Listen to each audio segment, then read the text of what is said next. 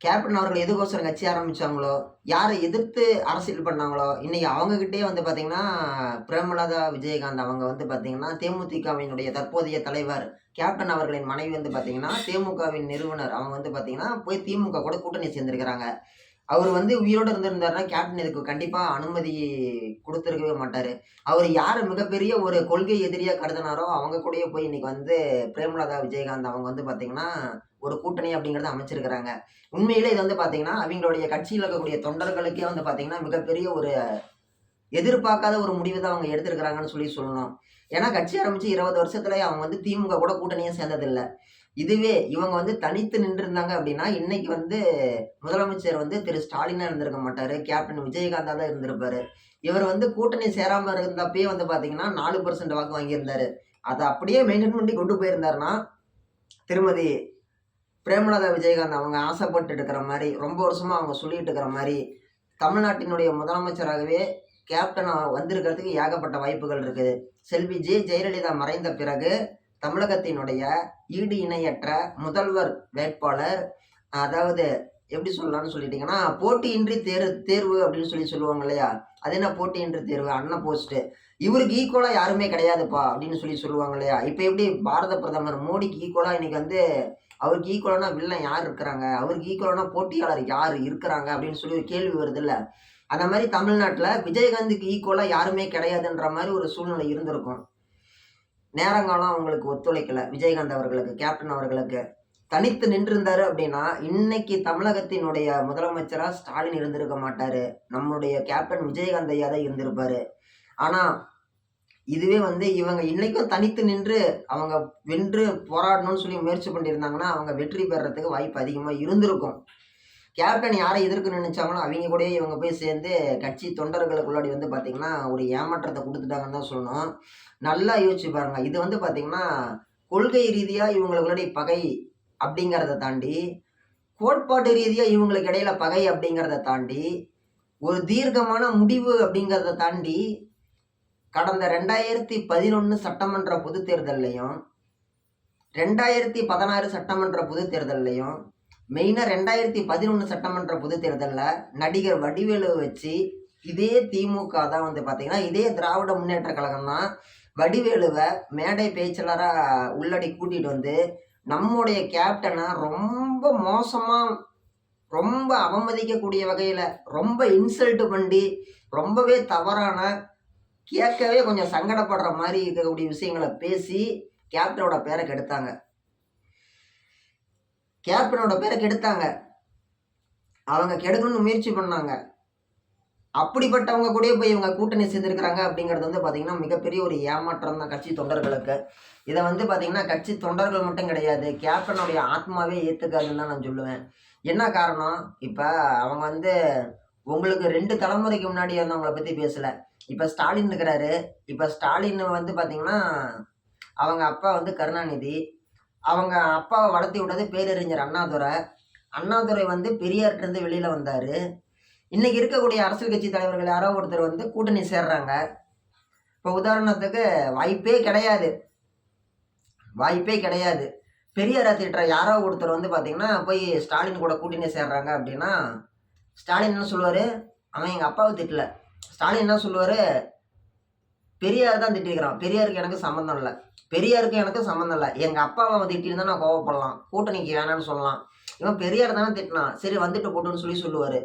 ஆனால், இப்ப இருக்கக்கூடிய திமுக, பிரேமலதா விஜயகாந்த் அவர்களுடைய கணவர் விஜயகாந்த் அவர்கள ரொம்பவே மோசமா பேசுனாங்க. 2011 சட்டமன்ற தேர்தல்ல.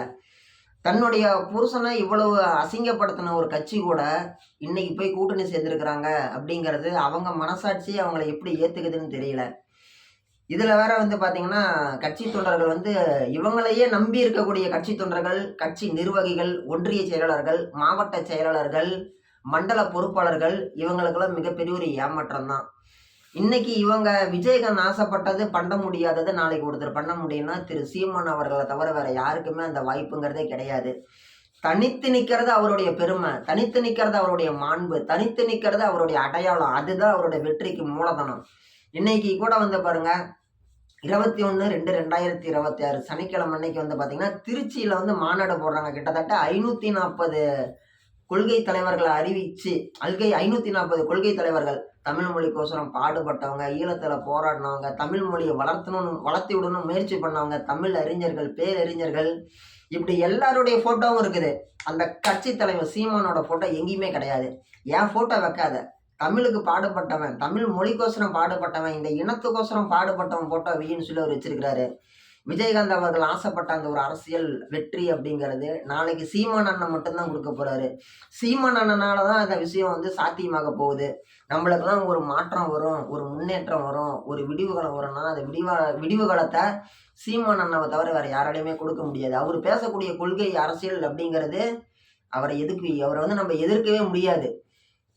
இன்னைக்கு இருக்கிற மாதிரி நேற்று கூட ஒரு ஆதவர்ஜுனா சொல்லியிருந்தாரு ஒரு மீட்டிங்கில். என்ன சொல்லியிருக்கிறாரு, ஸ்டாலினை வந்து இவர் கூப்பிடுறாரு, ஸ்டாலின் அவர்களே நீங்கள் வந்து துண்டு சீட்டு இல்லாமல் மேடைக்கு வாங்க, என் தலைவன் விஜயம் வருவார், நீங்கள் 2 பேரும் உட்காந்து ஈக்குவலாக போட்டி போட்டு பேசுங்க, யார் ஜெயிக்கிறாங்கன்னு பார்க்கலான்னு சொல்லி இவர் கூப்பிடுறாரு ஆதவர்ஜுனா. எப்படி இருக்குது பார்த்தீங்களா? இதே ஆதவர்ஜுனா 3 வருஷம் முன்னாடி எம்பி எலெக்ஷனில் போய் கையை கட்டிக்கிட்டு திருமாவளவன் முன்னாடி கையை கட்டிக்கிட்டு எனக்கு ஒரு சீட்டு வாங்கி கொடுங்க அப்படிங்கும் பொழுது அவங்க என்ன பண்ணாங்க, ஸ்டாலின்கிட்ட போயிட்டு இவர் நம்பாளு அப்படிங்கும் பொழுது அங்கே போய் இவர் கை கட்டிட்டு தான் நின்னாரு. கையை கட்டிட்டு நிற்கிறதுங்கிறது நிறையா இடத்துல நம்ம பார்த்துருக்குறோம். அந்த மாதிரி வந்து பார்த்தோம்னா இதுவும் வந்து பார்த்தீங்கன்னா அன்னைக்கு கையை கட்டிட்டு இன்னைக்கு அவங்கள போட்டி கூப்பிடுறாங்க. இன்னைக்கு ஸ்டாலின் இருக்கிற ரேஞ்சுக்கு வந்து இவரை திரும்பி கூட பார்க்க மாட்டாரு. அவர் போய் மீட்டிங்கில் பேசினாரு இல்லை, ஆதவர்ஜுனா போய் ஒரு ஊரில் மீட்டிங்கில் பேசினாருல்ல, அந்த ஊரில் இருக்கக்கூடிய திமுக ஒன்றிய செயலாளர் கூட அவர் திரும்பி பார்க்க மாட்டார். ஒன்றியத்துக்கு மேலே மாவட்டம் இருக்குது, மாவட்டத்துக்கு மேலே வந்து பார்த்திங்கன்னா மண்டல பொறுப்பாளர் இருக்கிறாங்க, மண்டல பொறுப்பாளர் வந்து பார்த்திங்கன்னா அமைச்சராகவும் இருக்கிறாங்க, அவங்களுக்கு மேலே தான் முதலமைச்சர் இருக்கிறாங்க. அப்படி இருக்கும் பொழுது திமுகவில் 4ஆம் கட்ட 5ஆம் கட்ட 7ஆம் கட்ட தலைவராக இருக்கிறவங்க கூட ஆதவர்ஜுனாவை திரும்பி பார்க்க மாட்டாங்க. அப்படி இருக்கக்கூடிய ஆதவர்ஜுனா ஸ்டாலினை போய் பேச்சுக்கு நீ என் கூட போட்டிக்கு வா அப்படின்னு சொல்லி கூப்பிடுறாரு. ஒரு வடிவேல் தமாசில் வடிவேல் கூப்பிட்டு வர சுந்தர்சியை பார்த்து நீ வாயா என் ஏரியாவுக்கு வாயான்னு சொல்லிட்டு அந்த மாதிரி பேசுகிறாரு ஆதவர்ஜுனா. இதெல்லாம் வந்து விளையாட்டுக்கு பேசலாம், ஆனால் களத்தில் நின்று என்னென்ன போராட்டம் பண்ணியிருக்கிறார் சீமான் அண்ணா, ஆதவர்ஜுனா பண்ணியிருக்கிறாரா? கிடையாது. திரு விஜய் அவர்கள் ஏதோ குரல் கொடுத்துருக்கிறாரா? நடிகர் விஜய் அவர்கள் டிவிகேவினுடைய தமிழக வெற்றி கழகத்தினுடைய தலைவர் மற்றும் தமிழகத்தின் முன்னணி நடிகர். ஏன்னா அவர் படம் நடிச்சிருக்கிறார் இல்லையா, தமிழகத்தின் முன்னணி நடிகர் விஜய் அண்ணா அவர் வந்து பார்த்தீங்கன்னா எந்தெந்த பிரச்சனைக்கு குரல் கொடுத்துருக்கிறாரு. ஒரு மீட்டிங்கில் ஒரு தொண்டர்கிட்ட போய் கேட்குறாங்க, அவர் எந்த விஷயத்துக்கு குரல் கொடுத்தாருன்னு சொல்லி கேட்டால் அது சஸ்பென்ஸ்ன்னு சொல்கிறாரு அந்த தொண்டர். என்ன நடக்கும்னு தெரியல அரசியலில். சுயமரியாதை அப்படின்னு சொல்கிற விஷயம் வந்து ரொம்ப ரொம்ப முக்கியம். உங்கள் கணவரை இந்த மாதிரி பேசியிருக்கிறாங்கம்மா. தேமுதிகவினுடைய தலைவர், தற்போதைய தலைவர், பொதுச் செயலாளர் பிரேமலதா விஜயகாந்த் அக்கா, அவங்களுக்கு என்னன்னா அவங்களுடைய ஹஸ்பண்டாக தான் வந்து பார்த்தீங்கன்னா திமுக பேர் கெடுத்தாங்க. அப்படிப்பட்டவங்க கூட போய் இவங்க கூட்டணி சேர்ந்துருக்குறாங்க அப்படிங்கிறது இவங்களுக்கு அரசியலில் வளர்ச்சி கிடையாது. அரசியலில் வளர்ச்சியான ஒரு விஷயமா நம்ம கருத முடியாது, அதுக்கு மாறான விஷயமா தான் நம்ம கருதணும். விஜயகாந்த் ஐயா ஆசைப்பட்டு கொஞ்சம் கொஞ்சமாக உருவாக்கின கட்சி இன்னைக்கு அவங்க மனைவியாலேயே இன்னைக்கு வந்து எதிர்பார்க்காத ஒரு நிலையில போய் நின்றுச்சு கட்சி.